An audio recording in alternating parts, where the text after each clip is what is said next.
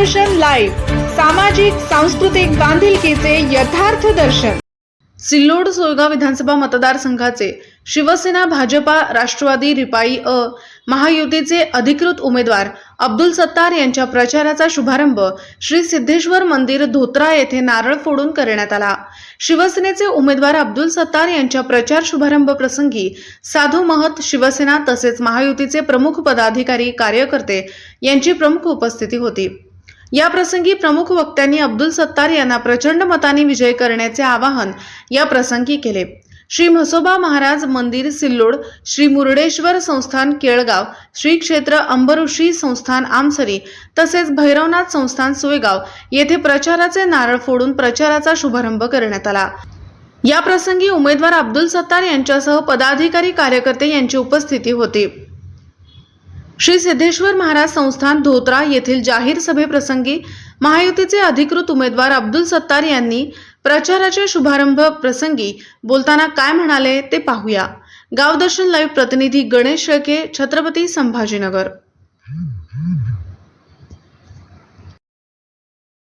रस्ते असल, पूल असल, मतदारसंघामधला दुर्गम भाग असल, अनेक ठिकाणी मी जे निधी उपलब्ध करून दिला, प्रत्येक गावात काम मंजूर आहे आणि विशेषतः दुसऱ्याला कधी मंत्रीपद मिळत नाही, मला तर मंत्रीपद मिळाला। अनेक मंत्रीपद मी 5 वेळेस या राज्याचा मंत्री होण्याचा सन्मान तुमच्या आशीर्वादाने दिला।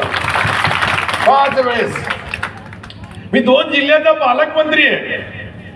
आपण अंदाजा लावू शकत नाही, दुसऱ्याला 1 जिल्हा नाही, आपल्याला धुळ्यापासून तर हिंगोली पासून संभाजीनगर। मी एक फार भाग्यवान आहे, कमी औरंगाबादचा पालकमंत्री होऊ शकलो नाही, परंतु छत्रपती संभाजीनगर जिल्ह्याचा पहिला पालकमंत्री होण्याचा सन्मान मला मिळाला। कार्यकर्ता म्हणून हे इतिहास गवा राहील, इतिहासामध्ये त्याची नोंद राहील। या जिल्ह्याची निर्मिती झाल्यानंतर, नामकरण झाल्यानंतर कोण याचा पालकमंत्री झाला होता तर अब्दुल सत्तारचं नाव घेतलं जाईल।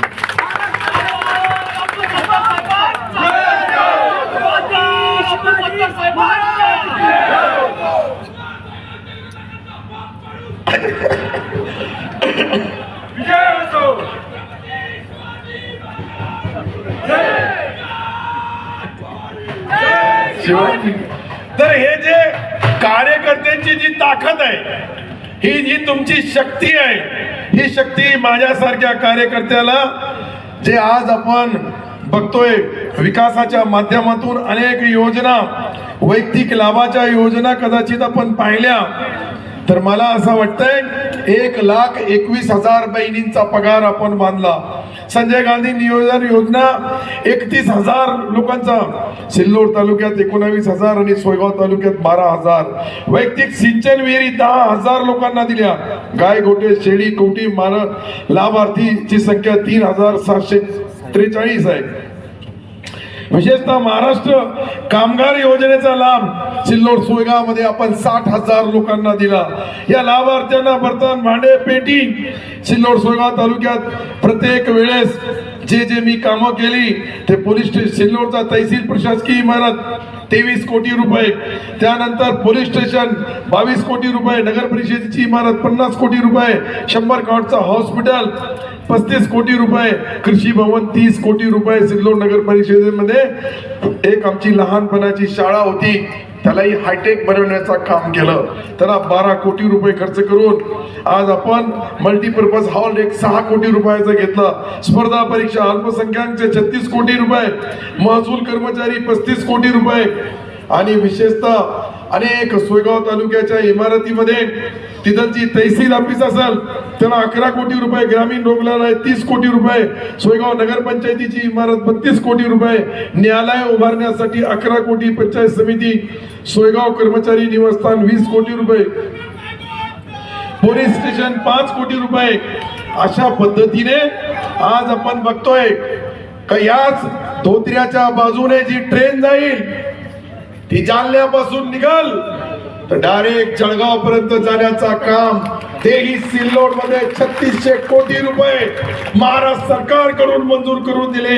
हे सर्व काम करताना आपण जे पाहतोय अनेक लोकांना राजकारणामध्ये जे जे काही मिळतं ते फक्त त्या जातीच्या नावावर, धर्माच्या नावावर मिळतो. मी एक कार्यकर्ता आहे का मी फक्त कष्ट करून कार्यकर्त्यांची मनं जोडण्याचं काम केलं.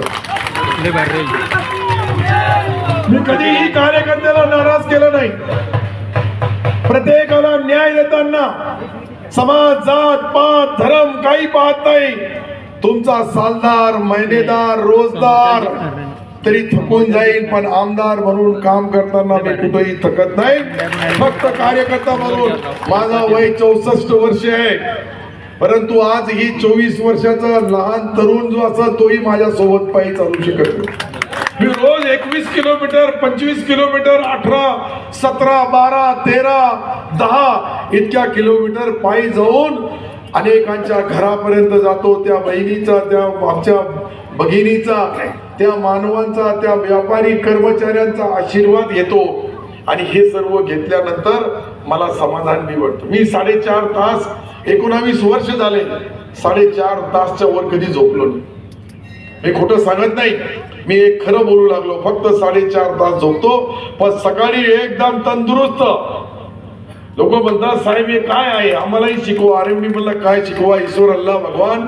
अशा पवित्र मंदिरामध्ये गेलो, मस्जिद मध्ये गेलो किंवा बौद्ध विहारामध्ये गेलो तर हजारो लोक त्याचे साक्षी असतात. बस तोच आपला रसायन आहे, तोच आपला आशीर्वाद आहे. आणि आशीर्वादाच्या रूपाने आतापर्यंत ज्या ज्या वेळेस मी कोणत्याही निवडणुका लढल्या, आज पुऱ्या सिल्लोड तालुक्याचं वर्चस्व संभाजीनगर औरंगाबाद जिल्ह्यावर आहे.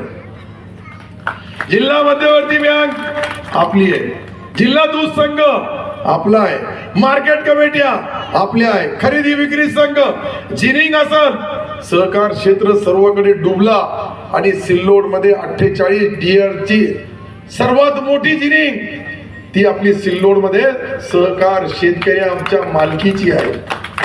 सोयगाव मध्ये नवीन केली, दूध संघ केला, सूतगिरणीचा काम अंतिम टप्प्यामध्ये आहे. लगेच मी त्या ठिकाणी टेक्सटाईल पार्क मंजूर करून घेतला. एका वेळेस 2000 बहिणीच्या हाताला काम मिळेल महाराज, 2000 बहिणीच्या हाताला काम मिळेल. आणि एक शिफ्ट मध्ये 2000 लोक काम करतील. तर आपण अंदाजा लावा का या 20 तासामध्ये जे सातत्याने काम करणारी जी मंडळी असेल त्याचा हाताला काम मिळालं. आपला कपडा, आपला धागा, आपला सूत आपण सूतगिरणीच्या रूपाने तोही केला. मी तर रामदास पालुतकर साहेबांचे मनापासून धन्यवाद देईन का त्यांनी तुम्हाला आठवण करून दिली का जो शेतकऱ्याचा पवित्र मंदिर आहे सिद्धेश्वर सहकारी साखर कारखाना कोणी स्थापन केला? दादासाहेब पालोदकरांनी केला. आता तुम्ही मतदान यादीमध्ये नाव पहा, एकही पालोदकरचा नाव मतदार यादीमध्ये नव्हता, एकही पालोदकर नाही. म्हणजे असे जे शेतकऱ्याचे पवित्र मंदिर लुटणाऱ्या लोकांना तुम्ही माफ करणार का, हा खरा प्रश्न आहे. आता ते जे बोलले 20 लाख रुपयाने जमीन विकायची आणि ती जमीन 6 महिन्यानंतर 3.25 कोटी रुपयाने विकायची. वा रे वा. खरेदी करायची, त्यांनी जी 20 लाखाने विकली, यांनी खरेदी केली. हे दलाल कोणाचे हे मला माहित आहे. मला आज राजकीय भाषा कोणाची करायची नाही, परंतु त्यावेळेस हेच पवित्र नेते जे माझ्या विरुद्ध आहे तेच चेअरमन होते. या शेतकऱ्याचा पवित्र मंदिर विकणाऱ्या लोकांना तुम्ही माफ करणार का, हा खरा प्रश्न तुमच्या समोर मी मांडायला आलो. ज्या मंदिरासमोर आपण आज प्रचार नारळ फोडला त्याच देवाच्या नावाने तो सिद्धेश्वर सहकारी साखर कारखाना आहे, याची आठवण मी तुम्हाला यासाठी करून देऊ लागलो. आपण राजकारण पहा, फक्त नावाला कोणी चोर डाकू असेल, हे महाडाकू आहे. यांचे घर, यांचा पोट भरण्याचा धंदा. 80 एकर जमीन आतापर्यंत रोड रस्त्याची पुरी विकली, पुरी खाल्ली. कोण चेअरमन होता? हेच महाशय चेअरमन होते. आज आमच्याकडं माझा मित्र श्रीरंग पाटील साडवे या ठिकाणी आहे. त्यांनी स्वतःची प्रॉपर्टी गहाण ठेवून त्या सिद्धेश्वर कारखान्याला चालवण्याचं काम केलं. त्यांच्याही विरुद्ध फक्त माझ्याकडे आले, हेच त्यांचा पाप आहे. मला वाटतं श्रीरंग पाटील समोर बसलेले, रामदासजी हेही समोर आहे.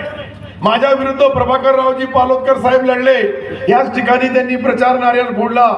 आज त्याचे 4 भाऊ जे आहे, एक स्वर्गवासी आणि 3 जिवंत आहे. एक आहे देवदास पालोदकर, दुसरे आहे कृष्णा पालोदकर, तिसरे आहे रामदास पालोदकर. इथेच आपल्या त्या कोपऱ्यावर देवडणकर साहेबांच्या बाजूला आमचे देवदासजी उभे आहेत. पोलीस पाटील इथे आहेत. मी काहीतरी चांगलं काम करत असेल म्हणून त्यांचा विश्वास माझ्यावर आहे ना. मी काही चुकीचे काम केले असते तर आबा पुन्हा आले असते का? आबांनी चांगल्या शब्दामध्ये बोलले की सत्तारसाठी ही निवडणूक नाही, आपल्या तालुक्यासाठी आहे. हे माझा मोठा भाऊ म्हणून त्यांनी जे कर्तव्य पार पाडले मी कधी विसरू शकत नाही. मी असं बोलणार नाही. त्यांनी मला 25 वर्ष साथ दिलेली आहे. श्रीराम पाटील महाजन पहिल्या वेळेस ते बी नव्हते. इथंचे 60% लोक नव्हते. 60%. आता हे 60% नवीन आले. इथल्याच याच स्टेजवर ते कुठेतरी भटकले होते, परंतु माझ्या सोबत आले. अनेक लोक बिचारे मला आशीर्वाद देण्यासाठी. मी काही त्यांची टीका टिप्पणी करत नाही. अनेक वर्ष 25 वर्ष त्यांनी मला साथ बी दिलेली. ठीक आहे, कधी कधी कारण वेगवेगळे असतात. तुटण्याचे कारण वेगळे असतात, जुळण्याचे कारण. अरे मारुती महाराज आपल्या सोबत आहे. मारुती मराठे साहेब बी तिकडे होते पहिले. हा हे पाहा, आप्पा जे आहे बनकर पाटील हे त्यांचे काका आहे. यांच्या घरी जाऊन काल पाय पडले, आज हे स्टेजवर आहे. खरं म्हणतो मी तुम्हाला. अरे एक गोळेगाव मध्ये स्मशानभूमीचा रस्ता करू शकले नाही तुम्ही, तर यांच्या स्मशानभूमीला जाण्याचे रस्ते काय करते? शंकराच्या मंदिराला विरोध करणारी मंडळी त्यांच्या ग्रामपंचायती समोर अंतविधी पाहिला, सोशल मीडियावर, प्रिंट मीडियावर आलं. हे साधू संत इथे बसलेले, त्यांना या अंतविधीपासून तर धार्मिक विधीची शंकराचार्याचा मंदिराला विरोध करणारे लोक आज मला मुसलमान बोलतात. वा रे वा. आणि ज्या वेळेस तुमच्या घरासमोरचं अतिक्रमण वाचायचं आहे त्यावेळेस रात्रभर माझे पाय धरतात. पाहिलं का तुम्ही? सर्व बंद झाला. तितकंच एक गेट का उभा राहिला की रात्रभर भिकासारखी भीक मागणारी हीच मंडळी होती. त्यावेळेस मी मुसलमान नव्हतो का? मग स्वतःचा घर वाचवायचं असेल, दादा नरसिंग दादा समोर बसलेले, त्यांचा स्वतःचा घर वाचवण्यासाठी, दुकान वाचवण्यासाठी अब्दुल सत्तार साहेबासारखा नेता नाही. वा रे वा. आणि आता आमदारकीसाठी परत अब्दुल सत्तार असे, अब्दुल सत्तार तसे, मी हे केलं, मी ते केलं. अरे काय म्हणतात तुम्ही, काय बोलतात, काय माहिती देतात? लोकांना हे तरी समजायला पाहिजे. आताही कधी आता विचार केला आपण, इथून फोन केला, ज्यांनी थांबवला तो कधीही चालू करू शकतो.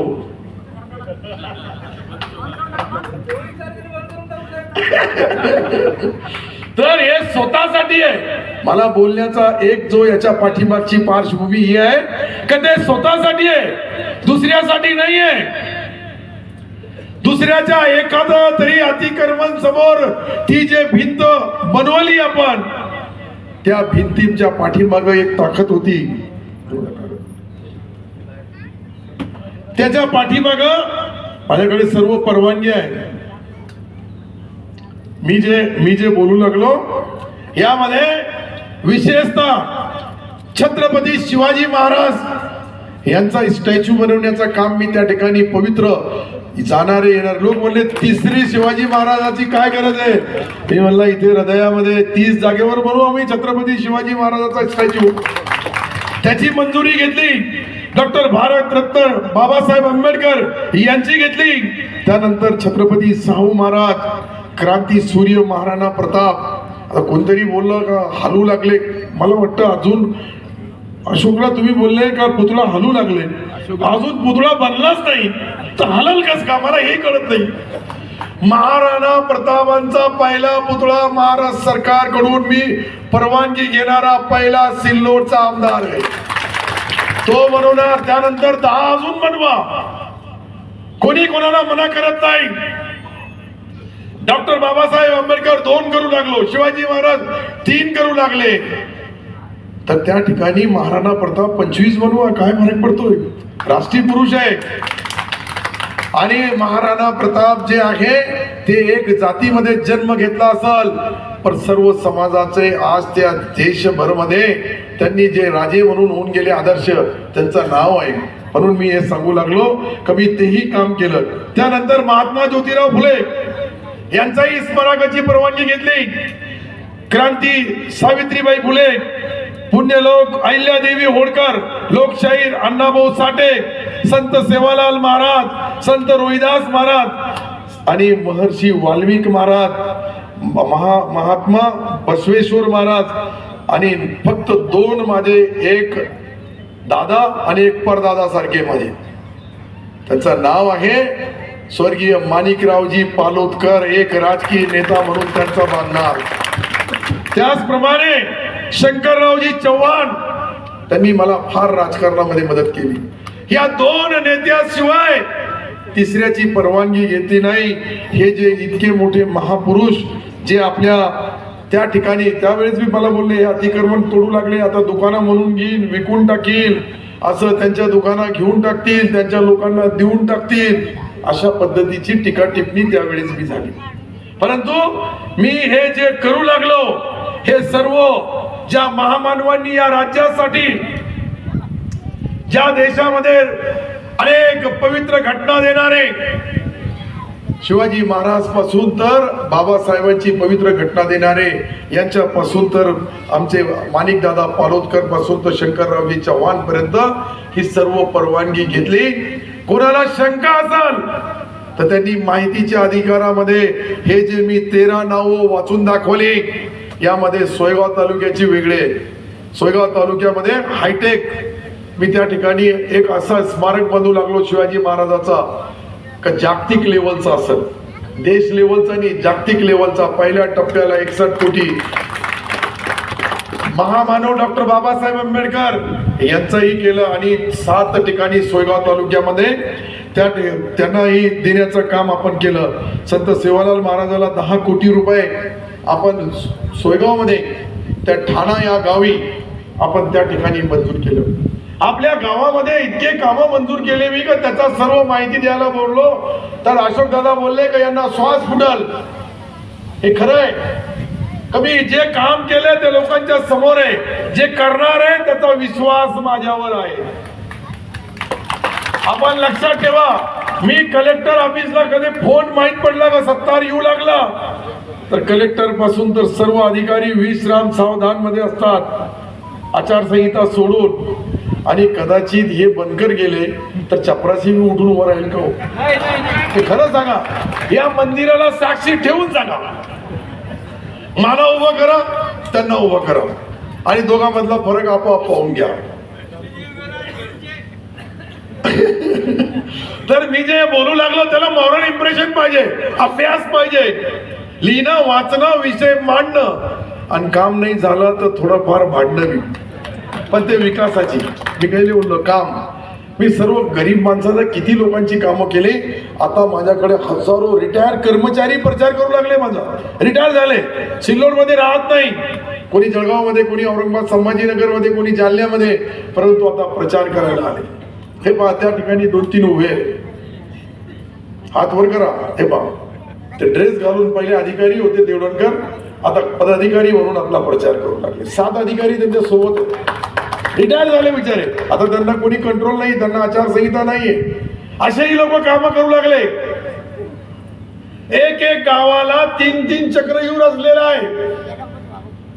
एक आहे महाराष्ट्राचे कर्मचारी अधिकाऱ्यांचा, दुसरा आहे माझे महाराष्ट्राच्या मित्राचा, तिसरा आहे औरंगाबाद जालना संभाजीनगर जिल्ह्याचे अनेक माझे जे हितचिंतक आहे त्यांचा, चौथा आहे सिल्लोड शहरवाल्यांचा आणि 5वा आहे गावकऱ्यांचा.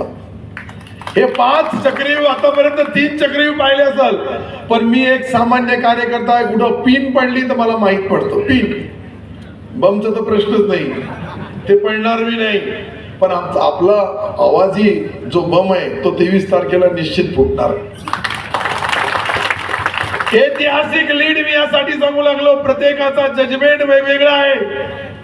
कोणी 50,000 बोलतो, कोणी 60,000 बोलतो, कोणी 40,000 बोलतो, परंतु सर्व मोबाईल चालू करून घ्या आणि मोबाईल ऑन करून माझा शब्द लिहून घ्या.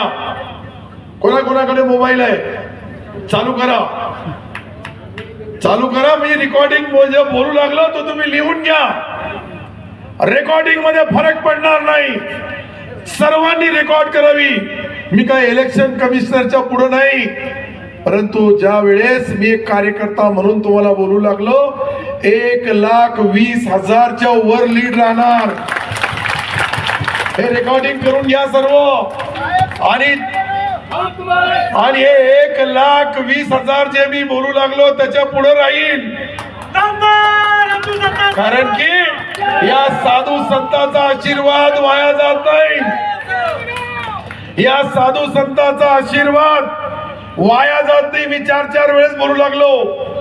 अनेक आमचे भंतेजी असतील, अनेक मौलाना हाफिज आलिम असतील, सर्व जाती धर्माचे, छोटी जात मोठी जात असल, तो त्याच्या मंदिरामध्ये पूजा पाठ करू लागला, त्या ठिकाणी संकल्प करू लागला. आणि 23 तारखेचा संकल्प सोडण्याची तयारी. मी शनिदेवाकडे गेलो, अजून कायगावला यायचंय, पण शनिदेवाकडे हाजरी लावली. पण शनिदेवाच्या अगोदर मला महाराजांनी सांगितलं की जामनेर मध्ये एक मंदिर आहे, त्या ठिकाणचा तुम्हाला विशेष लक्ष द्यावं लागेल. मला वाटतं त्याला 1 आठवडा झाला महाराज, 1 आठवडा झाला. जामनेरच्या पुढं काय नाव आहे? रामवन. हा, रामवन. तर ते महाराज तिथून आलेले आहे, ती बहीण बी आलेली आहे. तर बहीण तुमच्या सन्मानामध्ये कुठेही कमी पडणार नाही. तुमचा भाऊ म्हणून गवा देतो.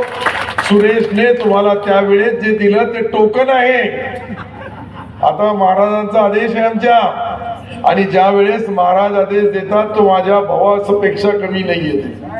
साधू संतांचा सन्मान करणार आम्ही कार्यकर्ता आहे.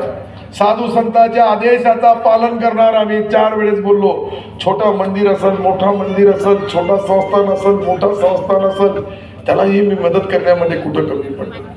मी याच ठिकाणी बोललो होतो प्रचारमध्ये, काही येणाऱ्या वेळेस मंडप लावायची गरज पडणार नाही. आज आपण पाहिलं असेल हे काम चालू आहे, अजून अंतिम नाहीये, पहिला टप्पा आहे. अजून मला वाटतंय की दादांनी 10 कोटी रुपयाचा दुसरा एक तयार केला, मी 50 कोटी. हे देवस्थान जो समोर दर्शनी गेट आहे, इतका मोठा गेट बनल, तो मंदिरापेक्षा मोठा. हायवेवर जाणारे लोक जे असतील जळगावला किंवा अजिंठा लेणीला, ते सिद्धेश्वर महाराजांचे मुख दर्शन, नयन दर्शन त्या ठिकाणी वर घेतील. असा एक भव्य प्रवेशद्वाराची आज मी जे बोलू लागलो, आचारसंहितेच्या नंतर ऐकून घ्या. जसं मी सिद्धेश्वरांचा बोललो होतो आणि मार्चच्या बजेटमध्ये त्याची घोषणा झाली होती, तशी आपल्या या सिद्धेश्वर देवस्थानाची घोषणा मी जे बोलू लागलो हे ऐकून घ्या. का मार्चच्या बजेटमध्ये ही घोषणा होईल आणि सिद्धेश्वर महाराजाचा पवित्र मंदिर, हे बाकीचे जे त्यांचे त्या काळातले जे गुरु आहेत, जे काही साधू संत महंत आहे, त्यांच्या वतीने तेही केलं जाईल.